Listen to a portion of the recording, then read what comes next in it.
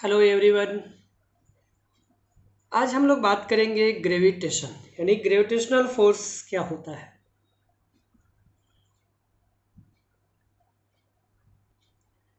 और क्यों अर्थ सभी चीज़ों को अपनी तरफ अट्रैक्ट करती है। ये हमेशा क्यूरियासिटी हमारे मन में रहती है और हमेशा से हम बात ये भी करते हैं कि इस यूनिवर्स में बहुत सारे ऐसे बड़े बड़े हैवी बॉडीज़ हैं, वो अर्थ को नहीं खींच पाते या अर्थ उनको नहीं खींच पाती। बट अर्थ के चारों तरफ जो सारी चीज़ें हैं वो अपनी तरफ अट्रैक्ट करती है। ऐसा क्यों होता है? ऐसा कौन सा फोर्स है, कौन सा क्या रीजन है जिसकी वजह से हर एक ऑब्जेक्ट अर्थ की तरफ खिंचा चला आता है? राइट। तो आज हम लोग इस पे बात करेंगे, इसका डेरिवेशन भी देखेंगे, इसका मतलब ये किन किन फैक्टर पे डिपेंड करता है, किन किन बातों पे डिपेंड करता है, उसकी बात करेंगे। मैं हूँ अशोक कुशवाहा और आपके प्यारे से चैनल ग्रेविटी स्टडी सर्किल में आपका स्वागत है। जैसा कि चैनल का नाम भी इसी टॉपिक के ऊपर है, ग्रेविटी स्टडी सर्किल। तो हम बात करते हैं ग्रेविटेशनल की। एक्चुअली इस लॉ को न्यूटन ने दिया था। हम सभी जानते हैं कि मतलब इस स्टोरी के पीछे, इस ग्रेविटेशन चैप्टर के पीछे एक स्टोरी है कि न्यूटन पेड़ के नीचे बैठे थे, सेब गिरा उनके सिर पे, वो बहुत गहरी नींद में थे, बहुत गहरी नींद में। और किसी को भी अगर बहुत गहरी नींद में हो तो अगर सडनली उसको जगाया जाए, उठाया जाए तो उसे इरिटेशन होता है। ऐसे ही शायद न्यूटन के भी साथ हुआ होगा। जैसे ही सेब उनके सिर पे गिरा, उनकी नींद खुल गई और इरिटेशन यानी गुस्से में सोचा होगा ये फल नीचे ही क्यों गिरा, और उसके पीछे पड़ गए। और उसकी वजह से आज उन्होंने ग्रेविटेशनल यानी एक लॉ दिया जिसमें उन्होंने ये बताया कि अर्थ हर एक चीज़ों को अपनी तरफ खींचती है। राइट। तो according to Newton, every object in this universe attracts every other objects with a certain force. The force with which two objects attract each other is called gravitation. Right? Means कि हर एक object एक दूसरे को attract करता है।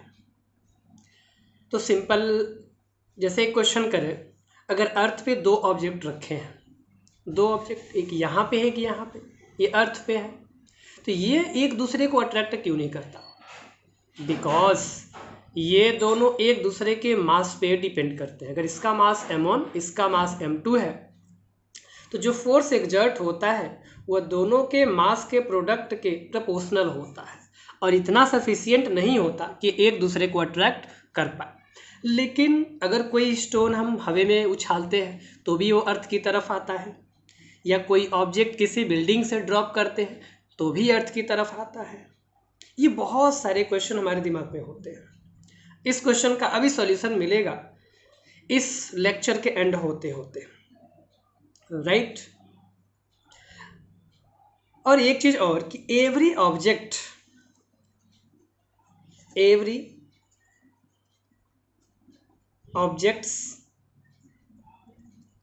इन the universe attracts every other object.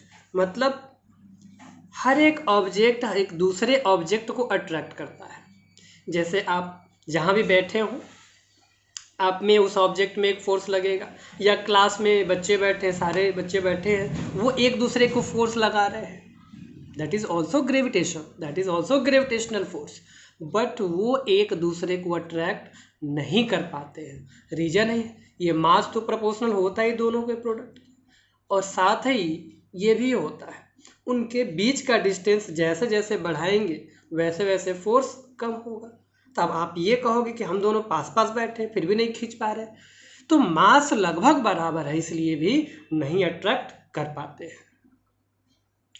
कभी कभी इसमें कहीं ग्रेविटी लिखा होता है, ग्रेविटी, और कहीं कहीं ग्रेविटेशनल फोर्स लिखा रहता है। ग्रेविटेशनल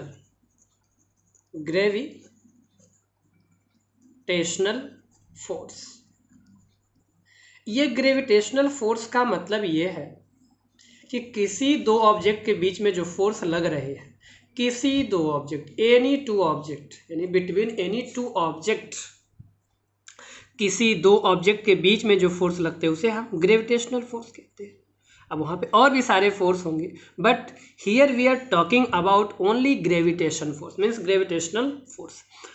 ग्रेविटी वर्ड केवल डिफाइन है अर्थ के लिए, यानी कि अर्थ जिस फोर्स से किसी भी ऑब्जेक्ट को अपनी तरफ अट्रैक्ट करती है उसको कहते हैं अर्थ, ग्रेविटी, सॉरी क्या कहते हैं, ग्रेविटी। किसी भी ऑब्जेक्ट को जिस फोर्स से अपने सेंटर की तरफ, अगर यह अर्थ है सपोज, बहुत बड़ा अर्थ है अब यहाँ कोई ऑब्जेक्ट है, इस ऑब्जेक्ट को, इस छोटे से ऑब्जेक्ट को अगर अपनी तरफ अट्रैक्ट कर रहा है तो किधर जाता है, सेंटर की तरफ जाता है, सेंटर की तरफ। यहाँ फेंकेंगे तो ये ऐसे इधर आएगा, इधर फेंकेंगे तो ये ऐसे आएगा, तो इसे ग्रेविटी कहते हैं। अगर यहाँ पे होगा तो भी इधर खींचेगा इस सेंटर की तरफ, यहाँ पे हुआ, यहाँ पे ये, तो ये इसको अपनी तरफ अट्रैक्ट करेगा।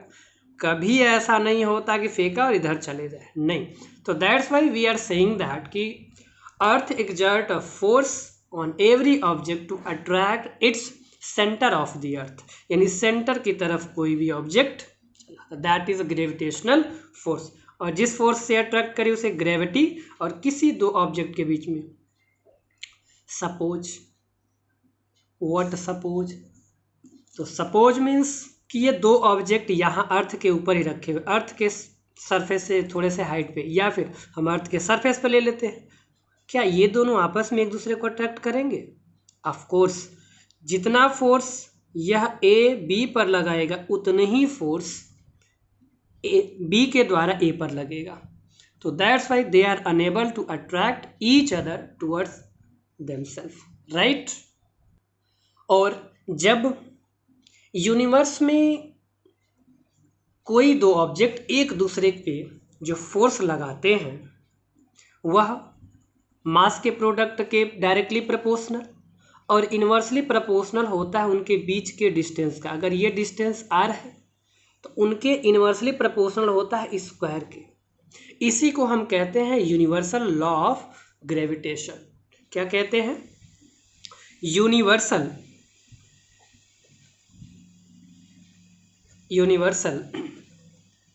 Law of gravitation. अब हम इसकी बात करेंगे, universal law of gravitation, right. Universal law of gravitation, every body in the universe attracts every other body with a force which is directly proportional to the product of their masses and inversely proportional to the square of the distance between them। यानी कि every body in the universe, हर एक object एक दूसरे object पे जिस force से उसको अट्रैक्ट करता है उसको ग्रेविटेशन कहते हैं। और उसमें अगर सपोज करें, सपोज कि यहाँ पे दो मास हैं, एक मास ये है m1 एंड दूसरा मास ये है। एक ऑब्जेक्ट जिसका नाम A है, ऑब्जेक्ट B, इसका मास m1, इसका मास m2, और डिस्टेंस दोनों के बीच का जो डिस्टेंस है that is r। According to this what, directly proportional to the product of their mass. क्या? Force which is directly proportional to the product of their mass. तो force is directly proportional to product, दोनों का multiply कर देंगे, m1 m2, equation number 1। And it says that what, and inversely proportional to the square of the distance between them. तो दोनों के बीच का डिस्टेंस कितना है? r, this is r। तो यह जो फोर्स है इनवर्सली प्रोपोर्शनल है स्क्वायर का, उनके बीच का जो distance, right. This is equation number 2। Now from equation 1 and 2 we have, अब इन दोनों इक्वेशन को क्या करेंगे, मर्ज करेंगे। तो F directly proportional to m on m two, F inversely proportional 1/r²। इन दोनों को जब एक साथ लिखेंगे, when will write this together, so it will, ये प्रोपोर्शनल होगा अभी। अब इस प्रोपोर्शनैलिटी साइन को जैसे ही हम रिमूव करेंगे तो एक कांस्टेंट आएगा, that is a capital G, m1 m2 by r²। अब इस कैपिटल जी को क्या कहेंगे, ये फॉर्मूला आ गया। This is formula for what, gravitational force, where G is equal to universal gravitational constant, universal gravitational constant, universal gravitational constant, right. m1 is equal to mass of the object A and m2 is also mass of the object B. This is of A. And what is R? R is the distance between A and B. So this is the formula of gravitational force, where capital G is universal gravitational constant, m1 is the mass of the object A, m2 is the mass of the object B, and R is the distance between them, यानी कि separation between A and B, right? And SI unit of force is Newton. SI unit of force is Newton. N से represent करते हैं, full name, full ऐसे लिखते हैं Newton, and simple short form N, right. यहां तक लिख लिया। तो this is the gravitational force, F is equal to G m1 m2 by r²। SI unit of force is Newton, we have seen. अब इस कैपिटल G का अगर unit लिखना हो तो capital G is equal to क्या करेंगे, we have to transfer this r² towards the F। तो इस r² को इधर भेजेंगे, m1 m2 को इसके नीचे लेके आएंगे, तो ये हो जाएगा F r², और m1 m2 को इसके नीचे लिखेंगे, दैट इज G। या इसी को हम ऐसे अपोजिट में भी करके लिख सकते हैं, G is equal to F r² by m1 m2, और इस कैपिटल G की वैल्यू होती है 6.67 इंटू 10⁻⁻11। अब यूनिट इसका कैसे निकालेंगे, SI unit of capital G। तो लुक, तो F इज अ फोर्स, तो SI unit of force is newton, and this is R is the distance, इसका SI यूनिट मीटर, पावर 2 है तो metre square, newton metre square, mass का kilogram, kilogram तो पर kilogram square, यहाँ पे हो जाएगा newton metre square per kilogram square. और इसी को हम ऐसे भी लिख सकते हैं, newton metre square kilogram, kilogram power -2। जैसे ये साइन हटाएंगे ये नेगेटिव में आ जाएगा, राइट। तो the value of G is what, 6.67 into 10⁻⁻11 newton metre square per kilogram square.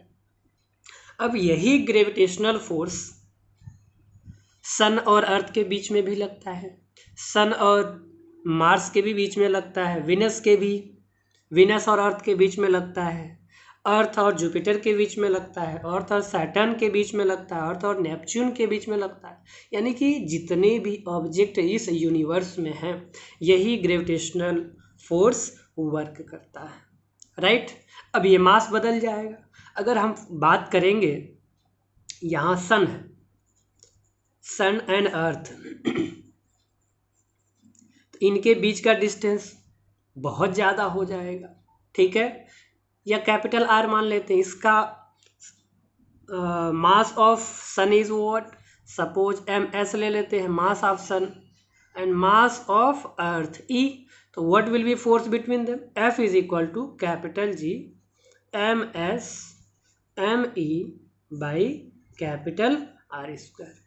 ऐसे ही किसी भी दो ऑब्जेक्ट के बीच में फोर्स निकालना है तो ऐसे करेंगे, उनके बीच का डिस्टेंस ये आर हो जाएगा। ऑब्जेक्ट दो हमने लिए हैं, सन लिया है या जुपिटर लिया, सैटर्न लिया, क्या लिया वो ले लेंगे। तो और यहाँ पे जो लिया होगा, यानी कि अगर ऑब्जेक्ट चेंज होंगे तो उनके मास भी चेंज होंगे, उनके बीच का डिस्टेंस भी वेरी करेगा, right. Now we have to see that, अगर सपोज कर लें ये फॉर्मूला था F is equal to G M one M two by R square, कि यह एफ जी के बराबर कब हो जाएगा। अगर सपोज कर ले, पहले फॉर्मूला लिख लेते हैं, F G M one M two by R square, right. तो सपोज दैट कि M one is equal to 1 kg, मतलब M one is equal to M two is equal to 1 kg, यानी एम वन और M two दोनों की value 1 kilogram हो गए, और दोनों के बीच का distance r is equal to 1 metre हो गया, राइट। जैसे यहाँ पे एक ऑब्जेक्ट ये है 1 kg of 1 kg, and this is second one of 1 kg, and distance between them is r is equal to 1 metre. तो एम वन 1, एम टू भी 1, तो अब इसमें रखते हैं f is equal to g into 1 by 1 square, तो ये g हो जाएगा 1 का स्क्वायर 1, यानी f is equal to g, और g की वैल्यू कितनी होती है, तो g is equal to 6.67 into 10 to the power -11 newton metre square per kilogram square. यह फोर्स इसके बराबर हो जाएगा। Is it right? Yeah, very good. अब इस पे एक क्वेश्चन छोटा सा देखते हैं। ये रहा question, calculate the force of gravitation due to earth on a ball of 1 kg mass lying on the ground. Mass of Earth 6 into 10 to the power 24 kg. Radius of Earth 6.4 into 10 to the power 3 kilometer. And the gravitational constant is equal to 6.67 into 10 to the power -11 Newton meter square per kilogram square. इस question में ये कह रहा है कोई अर्थ है, कोई क्या, एक ही अर्थ है ना, अरे यूनिवर्स में बहुत कुछ है, मेनी थिंग है ना। तो हम अपने अर्थ की बात कर रहे हैं, यहाँ पे इसका रेडियस दिया है कैपिटल आर, और यहीं पे कोई एक ऑब्जेक्ट है, ऑब्जेक्ट जिसका मास है 1 kg, और अर्थ का मास दिया है 6 into 10 to the power 24 kg, right. और ग्रेविटेशनल कांस्टेंट ये दे दिया है। तो इस दोनों, ये ऑब्जेक्ट, ये जो मास है और ये जो ऑब्जेक्ट दूसरा 1 kg का जो है, इनके बीच का फोर्स पूछ रहा है। तो as you know that F is equal to G M one M two by R square. तो सबसे पहले सॉल्यूशन में जो भी दिया होता है उसको हमें लिख लेना चाहिए। क्या क्या दिया है, मास ऑफ अर्थ m1 मान लेते हैं, और ये दिया है 6 into 10 to the power 24 kg। फिर mass of ball m2 is equal to 1 kg, और दोनों के बीच का डिस्टेंस जब भी लेते हैं दो ऑब्जेक्ट के बीच में तो उसके सेंटर से लेते हैं, ये सेंटर हो गया, तो इन दोनों के बीच का डिस्टेंस लेते हैं। लेकिन यहाँ पे ऑब्जेक्ट तो अर्थ के सरफेस पे ही रखा है, इसके सेंटर और इसका सेंटर, ये ऑब्जेक्ट बहुत छोटा है, इसलिए इसके रेडियस को नेग्लेक्ट कर देंगे। तो ये जो रेडियस होगा अर्थ का radius, that will be distance between them.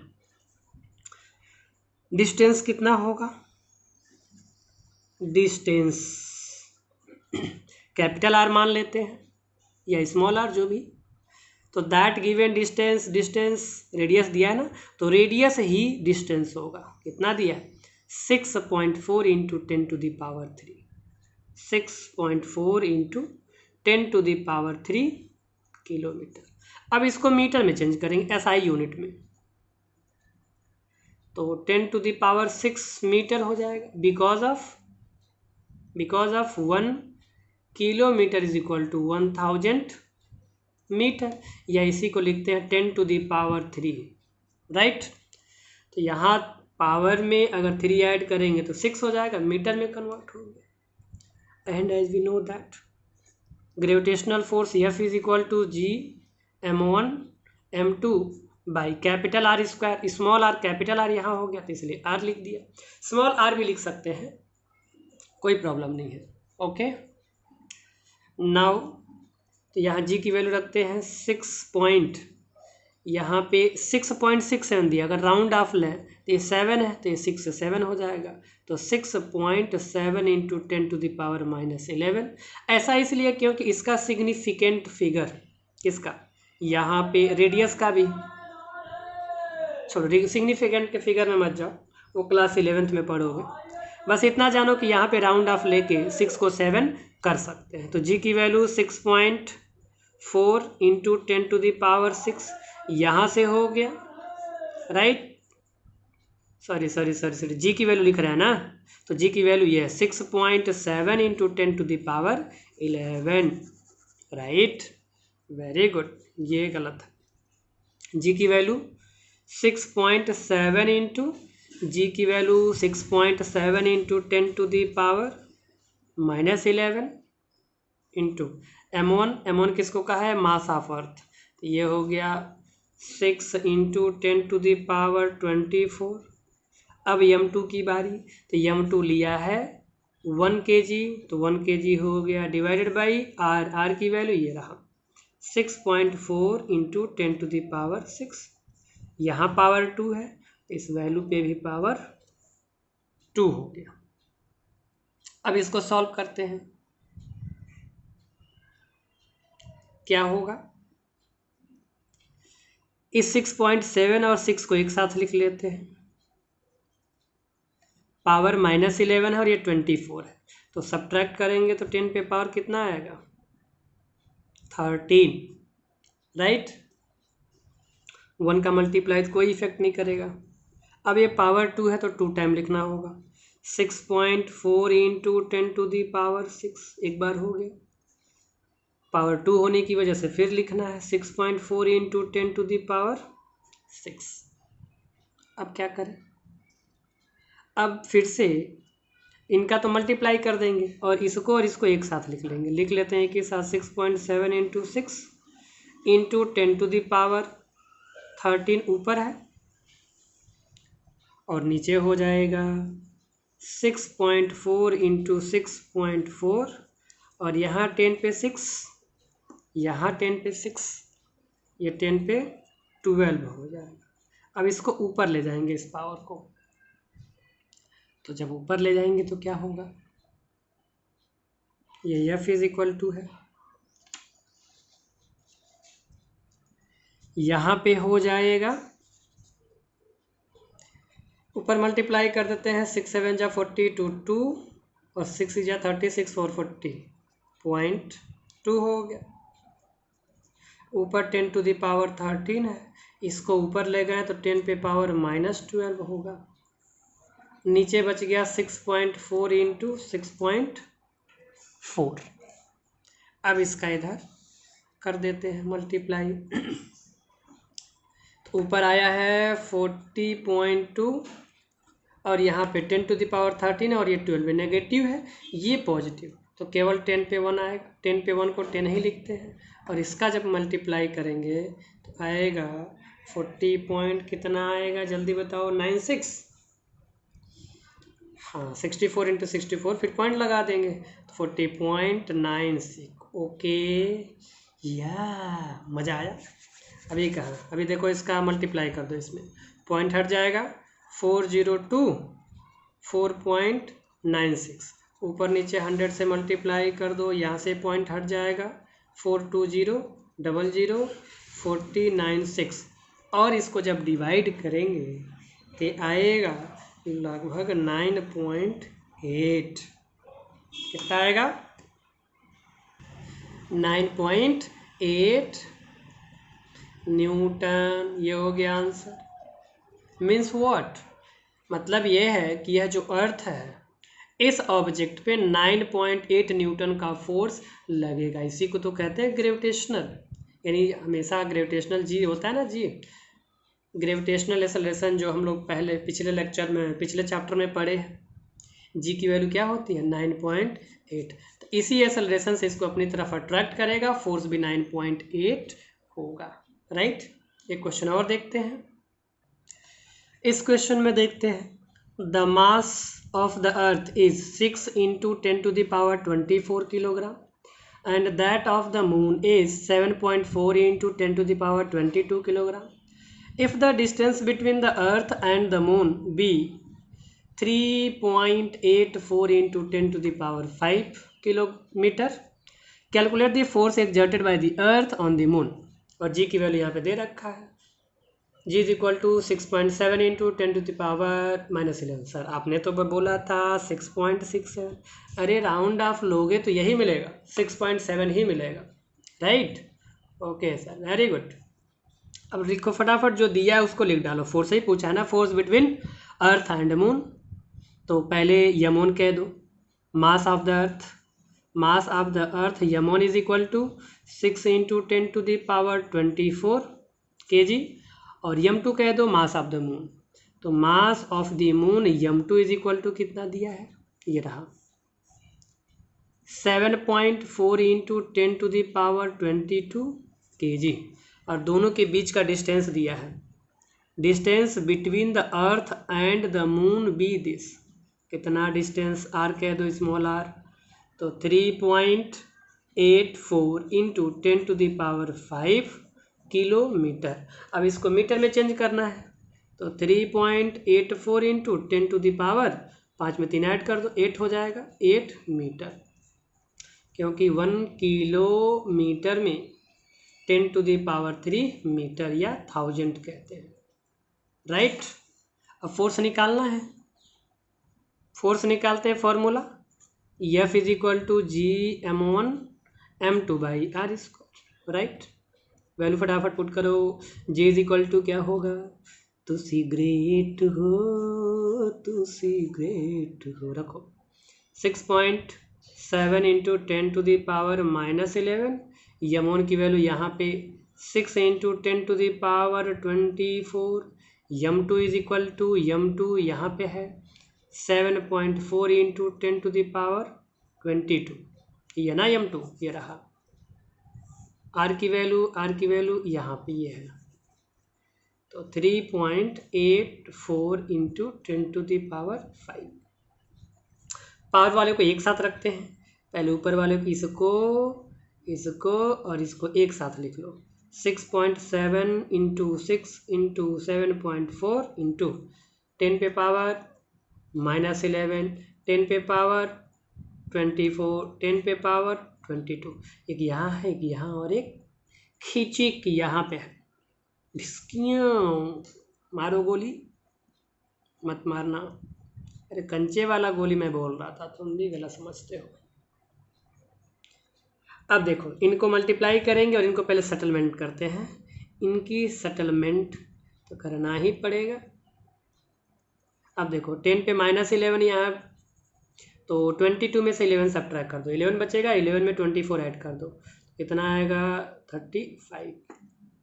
और इसको भी ऊपर लेते जाओ। नीचे जो 5 है 10 पे -5, नीचे हो जाएगा 3.84। राइट। अब क्या करना है? इसको मल्टीप्लाई करना है। अब इसको सॉल्व करेंगे तो कितना आएगा? इसको पहले मल्टीप्लाई कर दो, ये शायद ये आएगा। ठीक है, पिछले क्वेश्चन में भी किया था। 7.4 और ये हो जाएगा 10⁻33.84। अब इसको जब कैलकुलेशन को सॉल्व करेंगे तो ओवरऑल वैल्यू आएगी क्या, 2.0110⁻20 न्यूटन। ये हो गया आंसर। ठीक है, तो सॉल्व ऐसे करते हैं। नेक्स्ट लेक्चर में हम लोग बात करेंगे Kepler's law, Kepler first law, second law, third law. तो तब तक के लिए आप अपना बहुत ख्याल रखें। All the very best.